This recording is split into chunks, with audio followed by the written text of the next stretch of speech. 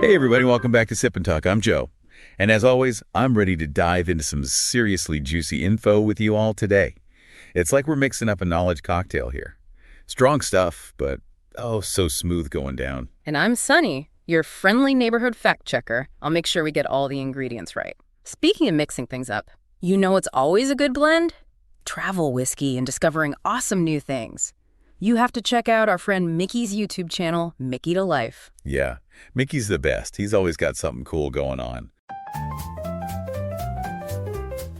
So, after our last exploration, that thought experiment we called China is part of India, wow, we really heard from a lot of you. We certainly did. Lots of interesting feedback.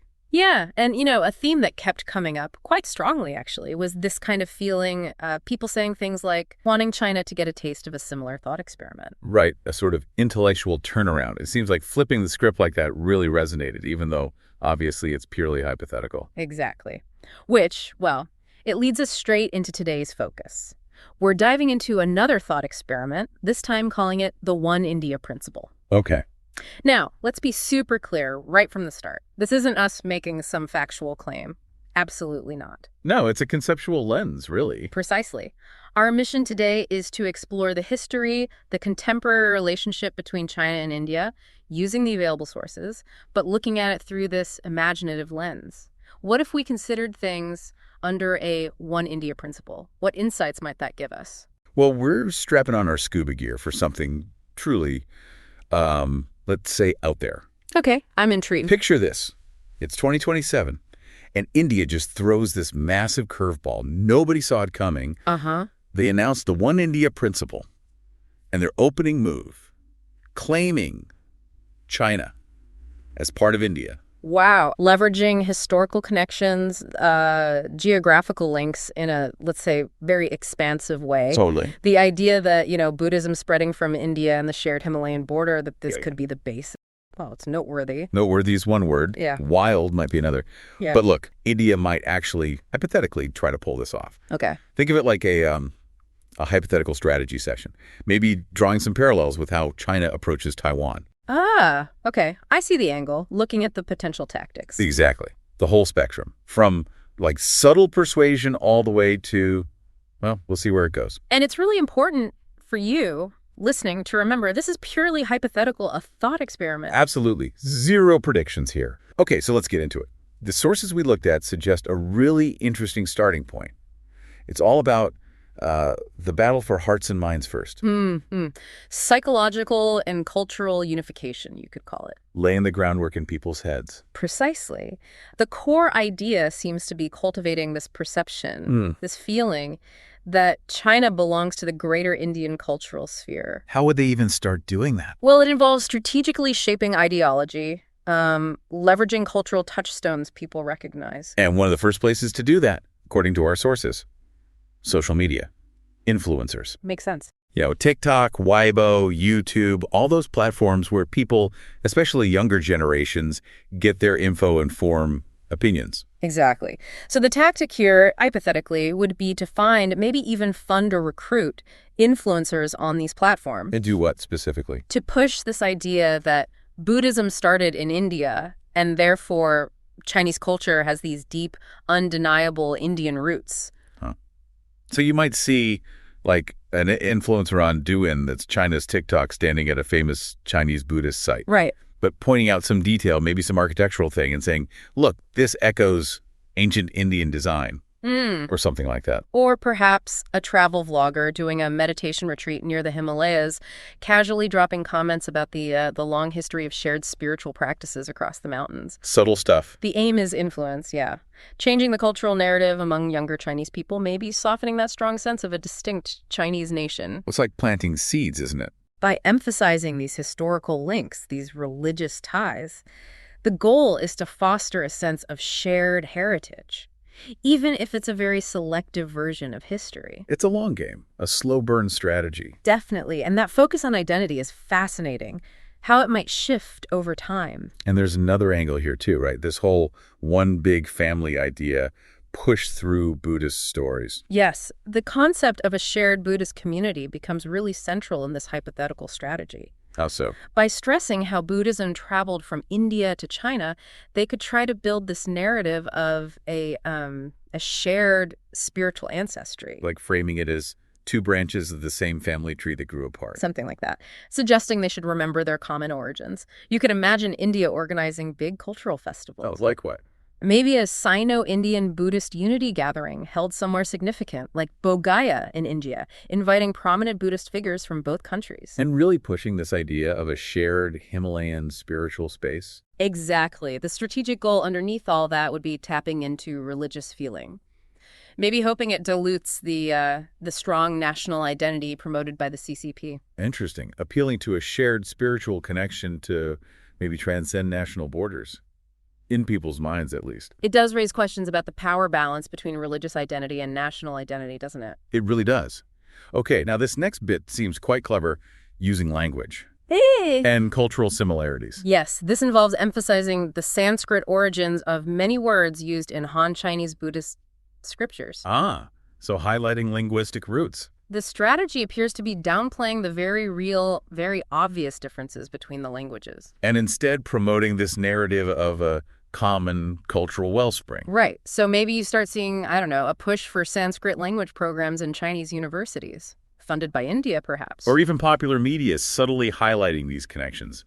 Animated myths, maybe. It's all about that subtle cultural infiltration, maybe funding translations of Hindu texts, promoting them in China, or supporting art projects that show shared motifs. The goal being? To gradually chip away at the perception that the cultures are totally distinct and separate. And then the big one, rewriting history, or at least reinterpreting it. Of course. Historical and mythological narratives would be key tools. How would that work? Well, this could involve pushing interpretations suggesting that parts of Western China, like Tibet and Xinjiang, historically fell within a broader Indian cultural sphere. Using figures like Xuanzang, the monk who famously traveled to India. Exactly. Presenting his journey not just as pilgrimage, but as evidence of India's deep historical influence on China. So you could imagine a documentary series, maybe.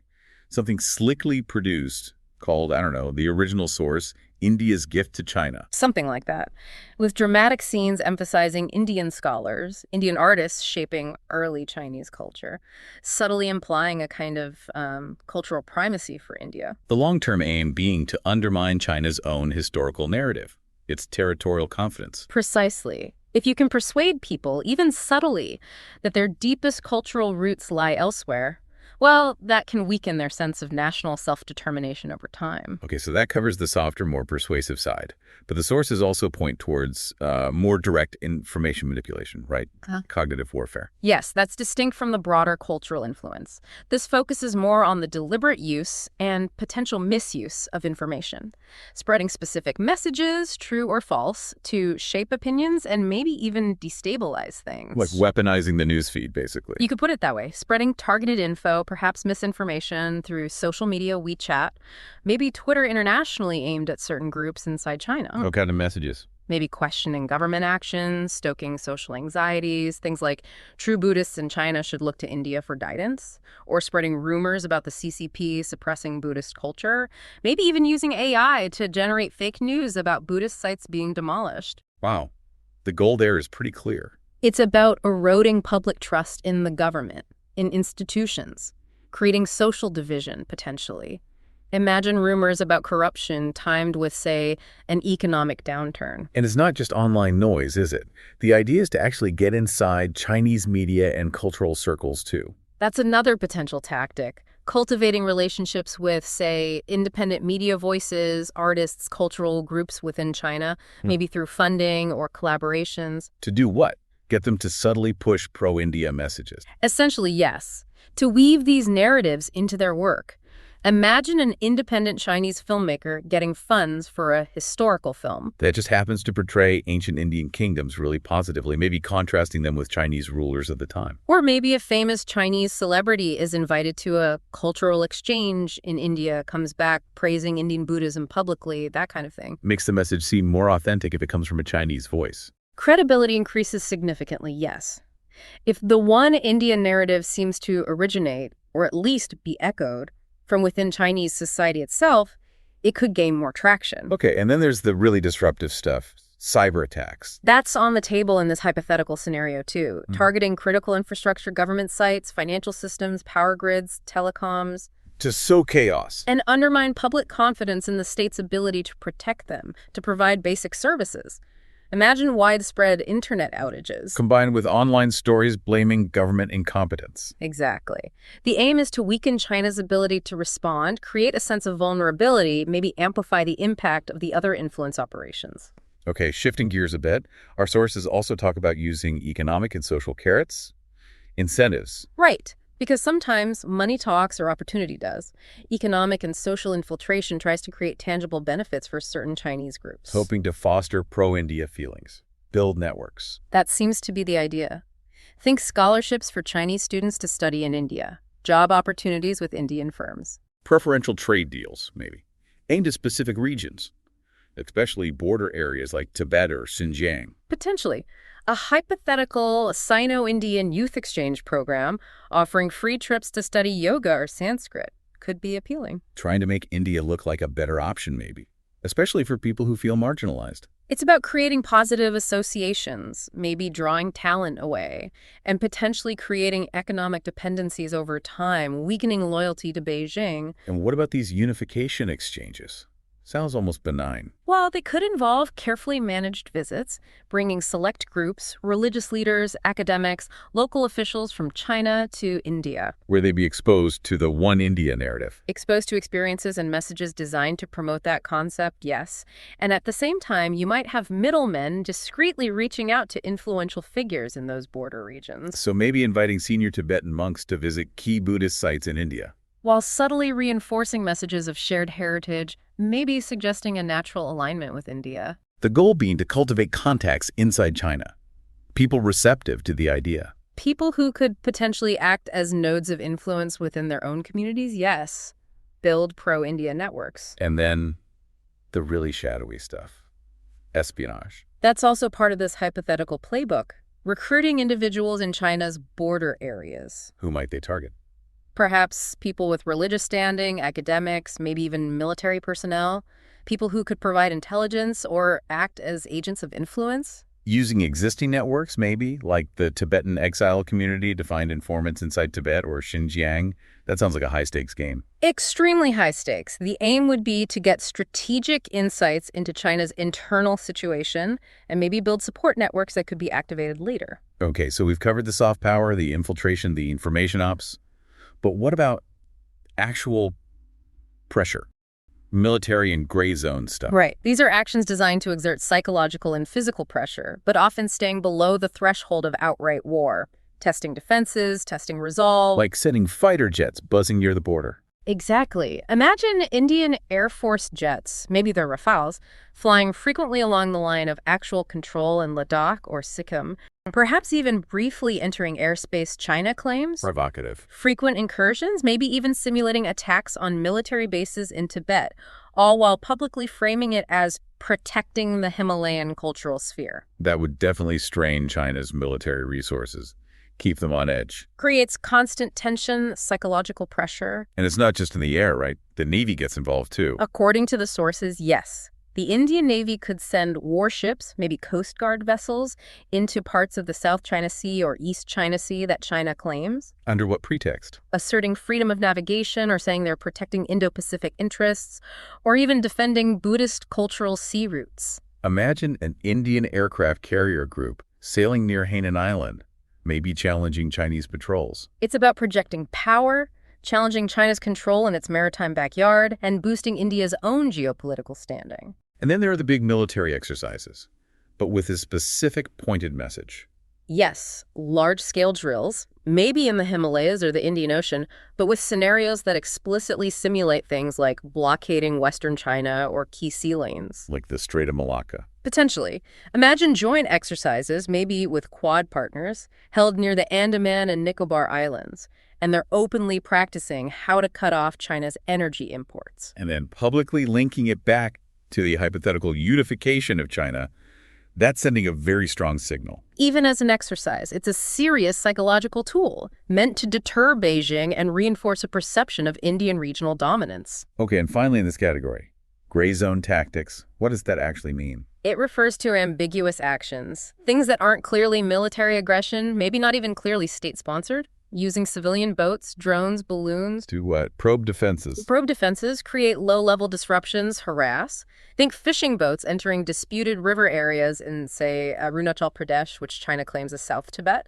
Or releasing surveillance balloons over Tibet and calling it cultural pilgrimage or weather research? Exactly. The idea is to exhaust China's response systems through these constant low-intensity annoyances without triggering a full-blown conflict.